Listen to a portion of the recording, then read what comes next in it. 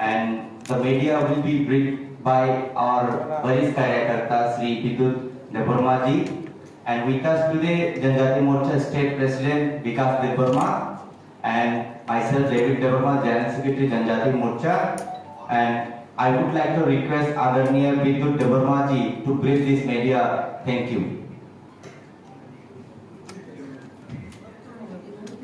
Welcome, স্বাগতম, লামসগ সবাইকে।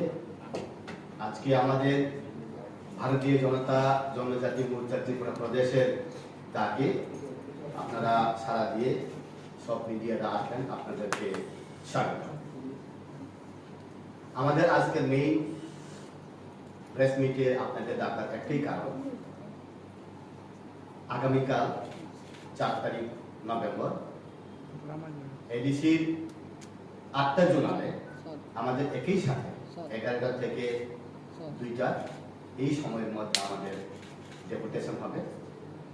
গত 19 তারিখ অক্টোবরে 44টা সাব জোনালে যে আমরা ডেপুটেশন দিলাম, ওইটার নিরিখে আবার 4 তারিখ আগামীকাল আমরা ডেপুটেশন দেব।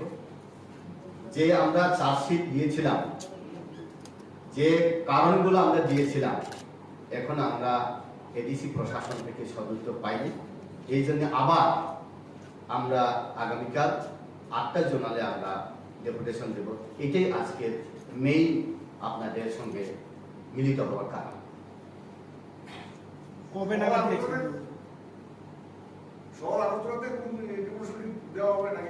শহর আগরতলাতে কোনো জোনাল অফিস নেই।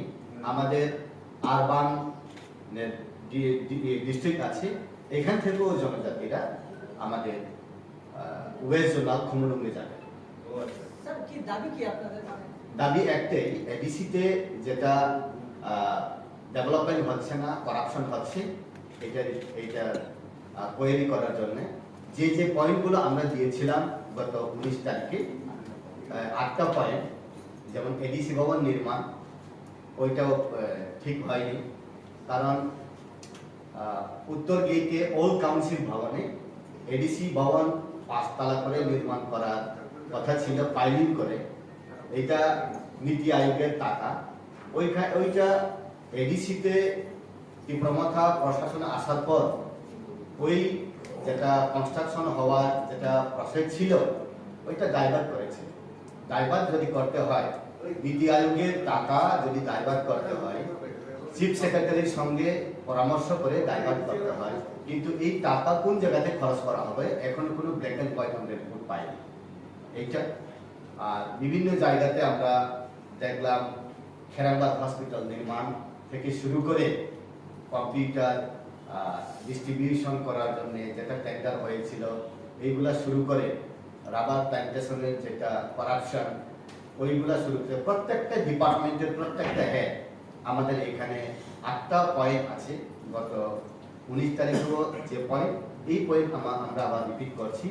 এই জন্যই 4 তারিখে আমাদের গণতান্ত্রিকভাবে সুষ্ঠুভাবে আমরা ডেপুটেশন দেব 8টা জোনালে, 8টা ডিস্ট্রিক্টে।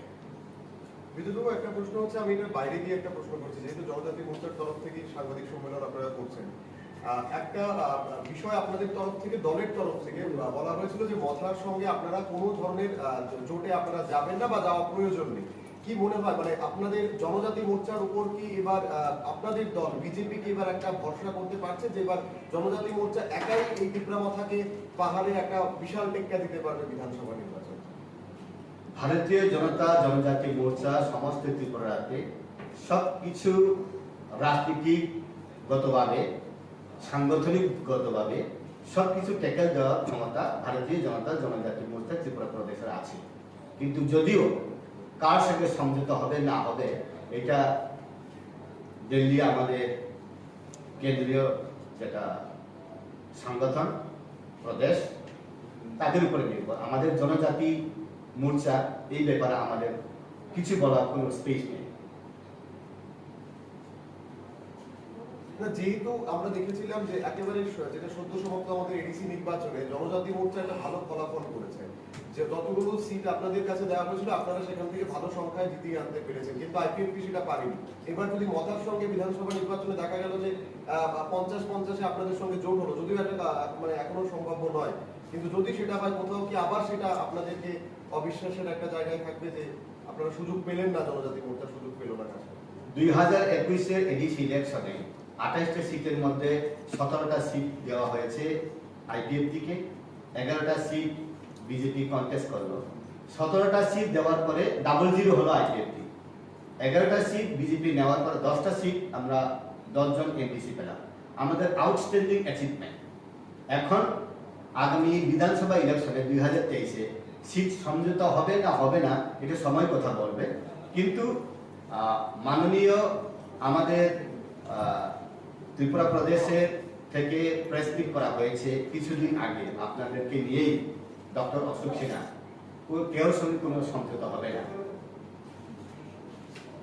আপনারা বুঝলেন, যেহেতু এটা ত্রিপুরা প্রদেশ থেকে বলা হয়েছে প্রেস মিট করে, ডেফিনেটলি কেন্দ্র থেকে ইশারা পেয়ে কেন্দ্রের আশীর্বাদেই এটা বলা হয়েছে। Any other questions, please?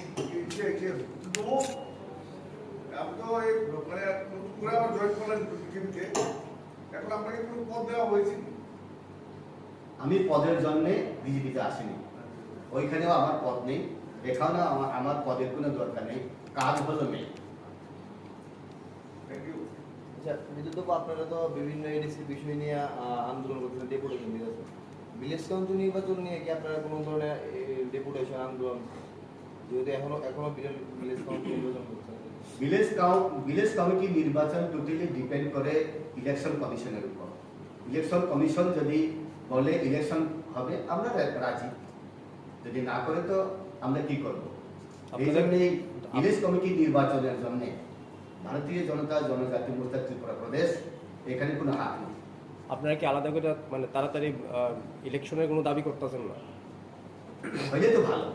না, আপনারা দাবি কি আছে, কি সংগঠনের কোনো দাবি আছে কি? কারণ অনেকদিন যাবৎ ভিলেজ কাউন্সিলগুলি নির্বাচন ছাড়া প্রশাসনিক আধিকারিক দিয়ে চলতেছে, তো তাতে জনজাতি কতটা? মোর্চার কোনো পার্টিকুলার ডিমান্ড নেই, রাজ্য কমিটি মাদার সংগঠন যেটা বলবে এটাই আমরা মানি।